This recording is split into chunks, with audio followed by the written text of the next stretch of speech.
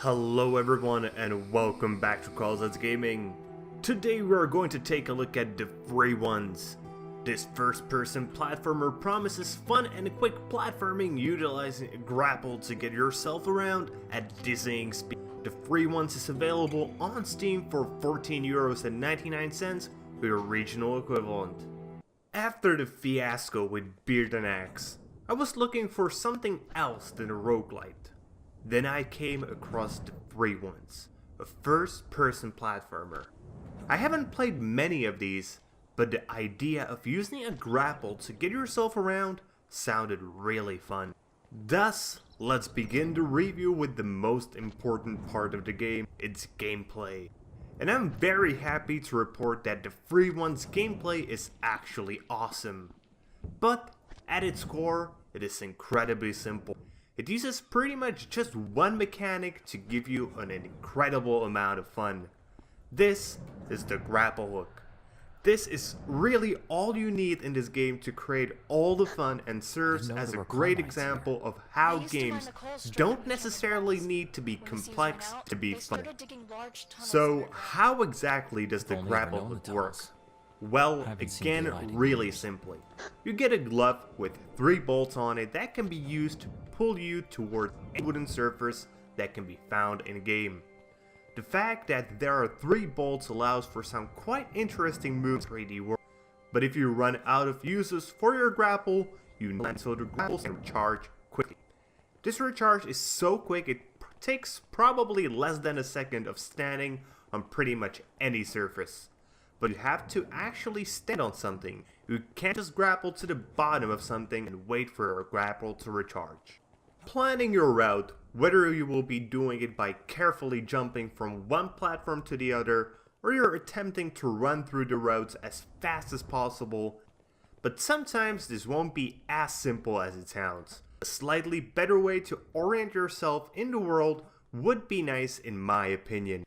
Either make the way you're supposed to go a very different color from the rest of the game, or even like navigational clues. And the devs realize that sometimes you need these clues as they appear on a few occasions, but using them a bit more would be nice. But I also want to mention that the fact that it's a canary bird that is the navigational clue and reminder is a great pun and fits the game perfectly. Hey, Theo. The only other real mechanic apart from the grapple hook is a wingsuit that you get access to about halfway through the game. This allows you to float for a few seconds, slowing down your fall and just increases the potential in some simply put awesome things. I felt like it was a bit underused, as most of the time you can just rely on grappling the thing and don't need to concern yourself with the wingsuit that much. And in some places, it can be used, not as a necessity, but simply as a tool to make landing on some platforms easier. More necessity, less luxury with the wings could elevate the game to something more fun in my opinion. But how does it all feel when you're actually, it feels awesome. The balance between feeling off speed and the need to plan your route and thus stop for moments to look around and figure out what the best route is will create an atmosphere of both tension when you're moving and contemplation whenever you're planning your next. Very few 3D platformers are capable of creating this sort of balance between and calmness. Honestly, this reminds me quite a lot of Celeste, one of the 2D platformers that I've played last year, that had this balance exactly right. The free ones isn't quite on the same level, but for a 3D platformer, it does quite well. One last thing I need to talk about is for speedrunning that is hidden. So many different routes that can be taken. The grappling hook that gives you insane boosts to your speed if used properly, to abuse it to no end is something I feel speedrunners would just love. Okay, I think I've praised the free ones quite enough. It's time to take a look at the features that aren't that great. Starting with the graphics, as they are dated. Not to say the game looks abysmal, and it was obviously created with great love and attention to detail when it comes to the placement of things, because otherwise the platforming just wouldn't work. But it looks like a game that was released at least 5 years ago. I would assume this is because of budgetary limits and the developers just didn't have the funds to actually do higher fidelity graphics. The low quality of graphics is especially visible in the low resolution textures it uses. Honestly, if the game just released a patch with higher resolution textures, the game would jump from graphically subpar to average in an instant, because other than the low resolution textures, the game actually looks decent. Though I would also highly appreciate a bit more color use, as for the most part, the game just looked. Moving on from the graphics, we have to look at probably the worst part for once. Its story. The story was written by the main developer of the game, and it's very visible that he is either very inexperienced in writing or just not very good at it. And it's pretty sad. The game had a lot of potential hidden in the story, but just didn't use it correctly. The problems with the story come in two main forms. The character dialogue feels forced. It's not really natural how quickly the relationship between the two main characters develops, and doesn't feel natural.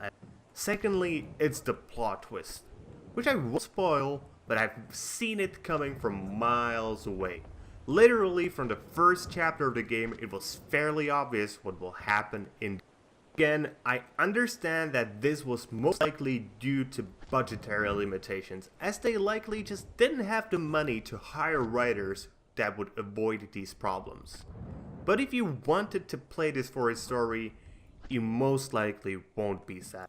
And that's pretty much the end of my criticism, as when we move away from the story and graphics, and we venture into the music and sounds of the free ones, we come back to something very good. The music is really great and fits the game rather well. And the sounds work okay.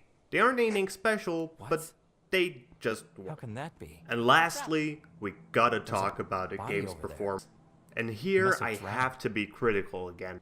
The game doesn't whenever the game was loading more assets or saving your progress. Maybe he was trying to find a way to escape. But it happened pretty early and didn't really take away from the gameplay much. Yet it still should be fixed as soon as possible. Secondly, once I managed to fall through the world, this needs not to happen. So, in conclusion, The Free Ones is a really fun game that will be beloved by anyone who likes 3D platformers or speedrunning. It certainly has its flaws, especially in the graphical and story department, but if you focus purely on gameplay, you will certainly enjoy The Free Ones. It took me about 7 hours to fully finish the game, so its value is limited, unless you are going for speedrunning. But in the end, I can very easily give you guys a recommendation for buying this. Though if you aren't a big fan of platformers, I suggest you wait for a sale, as the value proposition isn't that great. But once the game goes under $7, be sure to pick it up. So that's it for today, guys. Hope you liked the review, and if you did, please consider giving me a thumbs up here on YouTube and subscribing to the channel. And comment if you have something you would like to add. See you guys later with more gaming content.